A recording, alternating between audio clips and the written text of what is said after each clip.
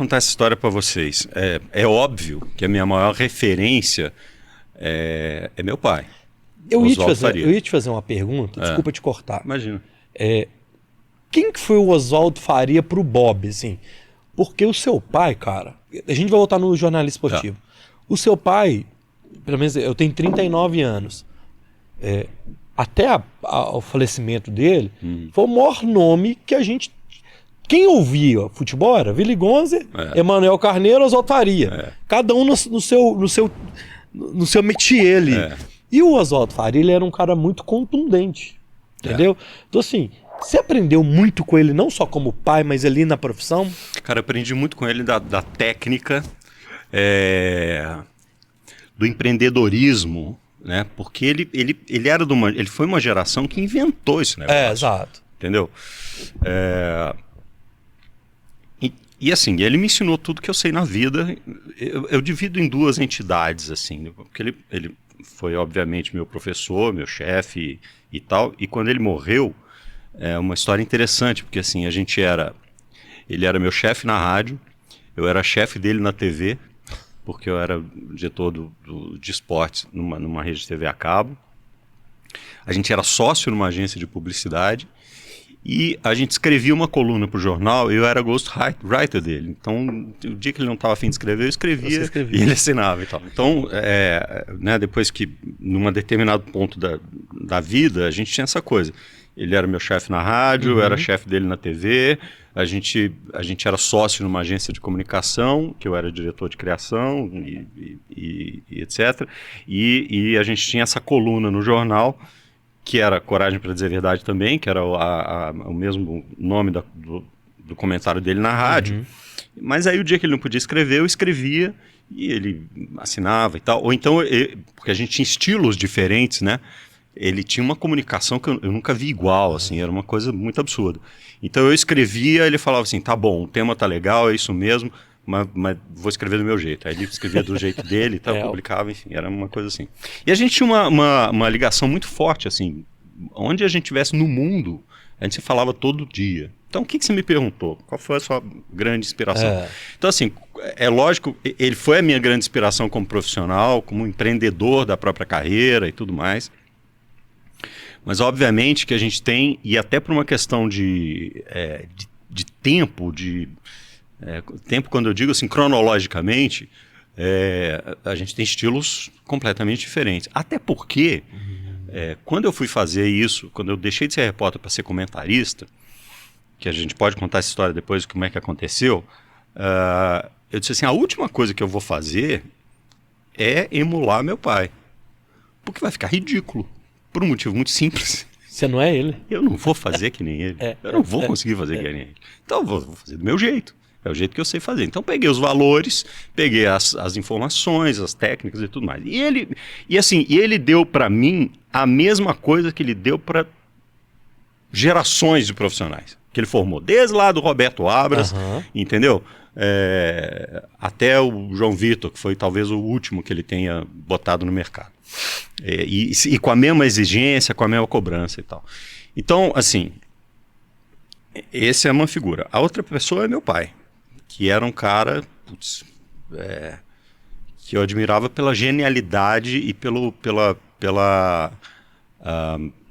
coração que ele tinha, entendeu? Era um cara muito do bem, muito do bem. Quem conviveu com ele sabe do que eu estou falando. Agora, é engraçado, porque, né, respondendo a pergunta muito rapidamente, quais foram as referências? Eu costumo dizer o seguinte, eu nasci dentro de uma emissora de rádio, minha primeira lembrança é andando no corredor de rádio, e eu juro por Deus, assim, na minha cabeça eu devia ter 4 para 5 anos, se tanto. E porque o que aconteceu? Eu ia para a rádio com meu pai, ele ia lá pro esporte fazer as coisas dele, me soltava na portaria, todo mundo me conhecia, eu ficava lá andando o dia inteiro. Entendeu? Na hora de ir embora, ele me pegava e levava embora. Eu achava aquilo um barato. Porque eu gostava do ambiente, entrava no estúdio, entrava na técnica, eu estava feliz ali naquele negócio, pinto no lixo. E aí eu me lembro dessa história, tipo, eu andando no corredor, descendo uma escada, e no subsolo da Rádio Itatiaia funcionava a Rádio Cultura. Que na época era uma rádio musical, porque o FM estava começando e tal. E eu me lembro de bater, assim, tipo, no joelho de um cara. Eu tô andando assim, eu bati no joelho do cara. Aí eu comecei a olhar pra cima, o cara era enorme, velho. Ele parecia uma montanha, assim. O cara... enorme. Aí ele olhou pra mim com a voz de trovão, assim, ô, garoto, tá fazendo o que aqui? Eu falei, não sei. Aí ele falou, vem cá. Aí esse cara era uma lenda do rádio, chama Geraldão. Que depois foi diretor da Rádio Extra, diretor da... e tal. Aí me levou na sala dele, botou um disco pra tocar, e eu lembro que no cilinho do disco tinha um cavalinho, assim. E eu não me lembro o que tava tocando. Mas eu lembro que eu ficava olhando aquele cavalinho girando, assim, e tal. Então essa é a minha primeira lembrança de vida, entendeu? Quando eu já tinha ali uns 8 para 9 anos, eu ia pra cabine do Mineirão, e aí os caras da técnica já botavam um fonezinho pra mim lá no canto da cabine. Então eu olhava pro lado, e aí eu olhava pro lado, tava o Willy Gonzer, tava o Alberto Rodrigues, tava o Oswaldo Faria, tava o Cafunga. Aí no plantão tava lá o Marco Antônio Bruck, era o Roberto Abras lá embaixo e tal. A primeira transmissão que eu fiz, isso já lá em 93, eu fui, porque assim, eu saí da técnica, eu comecei na técnica da rádio em 85 e fiquei até 93, meio de 93, meio de 92 trabalhando na técnica. Em 92 eu fui pro esporte, para fazer redação, rádio escuta, não sei o que, eu vou fazer tudo. Chegou no fim de 93, teve um evento nos Estados Unidos para transmitir o sorteio da Copa do Mundo. Me levaram para ser tradutor. No meio do negócio eu acabei entrando no microfone, falando mesmo. E quando eu voltei eu já comecei a fazer uma reportagemzinha ou outra. E bom, e aí o resto da história. Em 94 eu já estava na Copa do Mundo. Então eu era pequenininho, né? Lá 8 anos e tal, eu sentava lá no canto. E eu ficava vendo esses caras. E eu falava assim, pô, esses caras são gênios, assim, sabe? Os caras estão...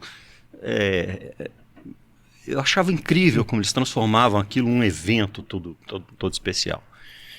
E as minhas influências são esses aí. São os amigos do meu pai, entendeu? E que depois foram seus amigos. Né? A primeira transmissão que eu fiz como repórter volante... Tinha repórter volante. Porque tinha uns pontas, né, os laterais... ficavam atrás do gol, tinha um repórter volante, que é o cara que tinha que sair correndo, a hora que acabava, e era o meu maior pesadelo, era tomar um tombo no gramado, com o Mineirão cheio. Com aquela fiarada, com aquela caixa. Aquela coisa toda. Então a primeira transmissão que eu fiz foi um Atlético e Cruzeiro, tava o Alberto Rodrigues, o Willy Gonzer, Oswaldo Faria,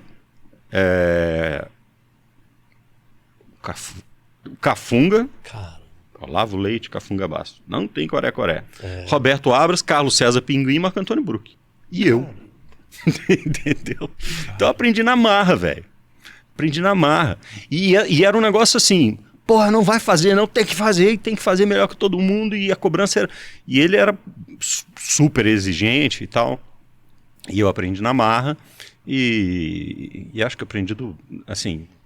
Foi a melhor maneira possível de aprender, né? Deixa eu fazer uma pergunta, curiosidade minha, que eu não sei como é que funciona. Nunca perguntei. Olha. Aliás, só para completar um negócio que é o seguinte.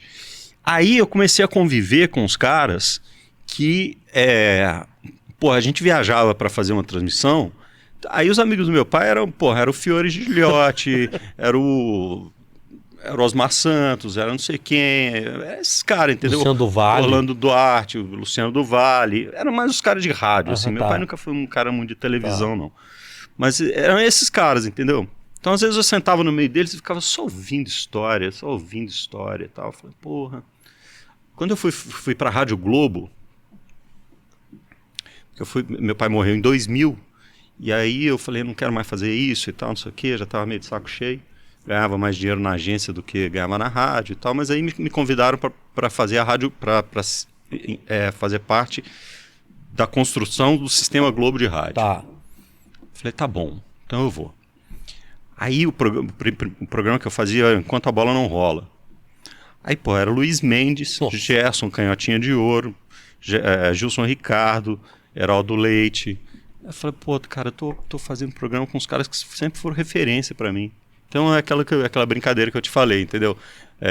Quer ver o mundo de cima? Fica no ombro do gigante, cara. Entendeu? Você trabalhou com Guiotti? Trabalhei com Guiotti. Guiotti é meu professor. Ghiotti me levou para a Rádio Globo. O Ghiotti, ele fez a interface, assim.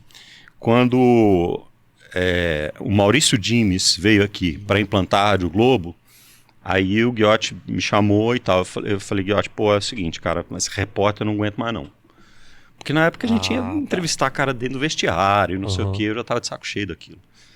Aí ele falou, não, a gente quer você para ser comentarista. Eu falei, então beleza. E aí trabalhei com ele na CBN, na Rádio Globo, durante muito tempo, um cara que eu, gosto muito.